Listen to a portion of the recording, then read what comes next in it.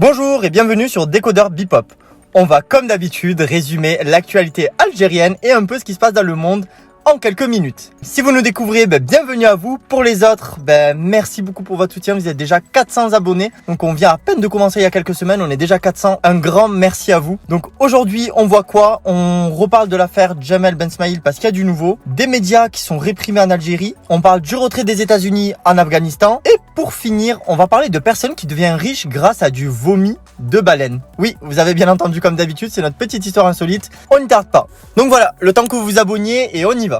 Donc on a quelques nouvelles à vous annoncer concernant l'affaire Jamel Ben Smaïl. D'après le quotidien El Watan, 92 personnes ont été auditionnées devant le pôle pénal spécialisé, près du tribunal de Sidi Mohamed. Ils sont auditionnés pour avoir tué ou incité à tuer Jamel. Dimanche dernier, 4 jeunes ont été interpellés à Oran pour incitation à la haine raciale. Et ce lundi 23 août, une autre personne a été entendue par le procureur de la République pour les mêmes faits à Annaba. Ce jeune avait mis en ligne une vidéo dans laquelle il a appelé à rayer la Kabylie de la carte. Selon le journaliste local Mustafa Benjama, le juge a fait une véritable leçon au prévenu en lui expliquant les origines coloniales de la politique de diviser pour régner. Le journaliste a ajouté que personne ne s'est déplacé devant le commissariat ou le tribunal pour porter un soutien aux accusés. On peut peut-être penser et espérer que ce discours de division et de haine n'existe que dans les zones virtuelles des réseaux sociaux. Donc voilà, en fait dans les réseaux sociaux, vous avez sûrement dû le voir en ce moment, il y a beaucoup d'incitations à la haine entre ethnies, avec les Kabyles, les Arabes, etc. Et le tribunal voulait vraiment condamner ça et donner un exemple, car il considère que le racisme n'a absolument pas sa place en Algérie, vu l'histoire coloniale de l'Algérie. Donc voilà, on ne tarde pas sur ça et on passe aux médias suivants. On va parler des médias qui sont réprimés en Algérie. Depuis quelques semaines, les chaînes de médias se voient réprimandées par le gouvernement. Le 21 juin, Al Hayat TV avait été suspendu une semaine après sa diffusion d'une interview de Nordine Ait Hamouda, fils du colonel Amirouche, dans lequel il a remis en cause le passé de plusieurs personnalités historiques algériennes. La semaine passée, la jeune chaîne Lina TV a été fermée définitivement car il a été estimé par l'autorité de la régulation de l'audiovisuel que son contenu était dangereux pour l'unité nationale. Le ministère de la Communication a annoncé la fermeture définitive de la chaîne El Jazairiya. Le rapport de l'ARAV dénonçait des violations professionnelles principalement liées au non-respect des exigences de sécurité publique. Et la seconde, c'est donc El Bilad TV qui a été suspendue pour deux raisons. D'abord, parce qu'il a été estimé qu'elle n'avait pas mis en place des mesures suffisantes pour protéger les mineurs, mais aussi pour avoir diffusé des images du crime commis contre Jamel. Pour résumer, en 2 mois, 4 chaînes de télévision ont été suspendues ou fermées en Algérie. Beaucoup de personnes de l'opposition critiquent cela et voient comme un danger pour la liberté d'expression des médias. En attendant, bon courage à tout le corps journalistique et tous les journalistes, à la fois sur les plateaux mais aussi sur place, qui se battent pour justement vous donner toutes les infos. Donc voilà, c'est tout pour ce sujet, on passe directement au sujet suivant.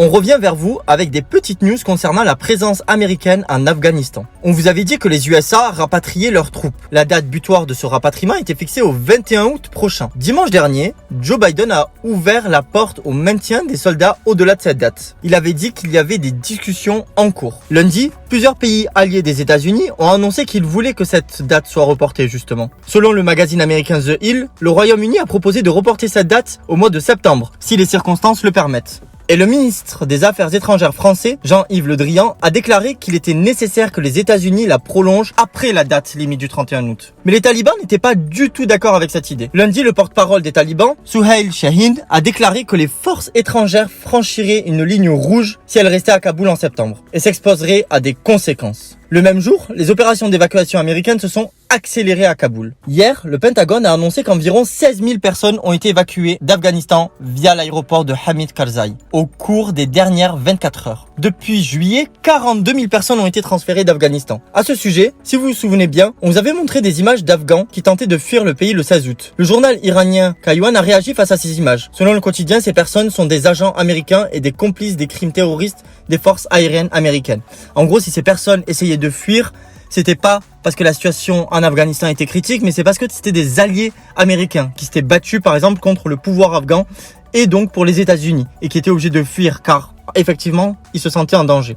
Donc voilà, c'était des images assez impressionnantes et même un peu drôles et c'est pas mal aussi maintenant de relativiser sur la situation pour mieux les comprendre. Le dernier sujet, comme on vous en a parlé en début de vidéo, on va parler d'hommes qui deviennent riches avec du vomi de baleine. En fait, des pêcheurs yéménites ont découvert samedi 20 février le corps sans vie d'une baleine flottant au large du golfe d'Éden. Ils ont ramené la carcasse de l'animal sur la plage et lorsqu'ils ont ouvert son estomac, ils y ont retrouvé 127 kg d'ambre gris. En fait, il est aussi connu sous le nom de vomi de baleine. Ce dernier a une valeur qui dépasse celle de l'or et est beaucoup utilisé dans la production de parfums. On leur a proposé une offre de 45 000 riyals saoudiens le kilo, soit 173 000 dinars si la matière première s'avère être de bonne qualité.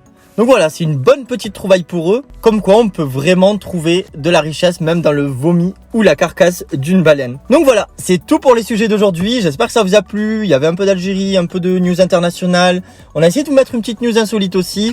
En tout cas, si ça vous plaît, n'hésitez pas à vous abonner et laisser un petit commentaire qui nous encourage, nous ça nous aide beaucoup en tout cas. Sinon, merci beaucoup d'avoir suivi la vidéo et moi je vous dis à demain, ciao.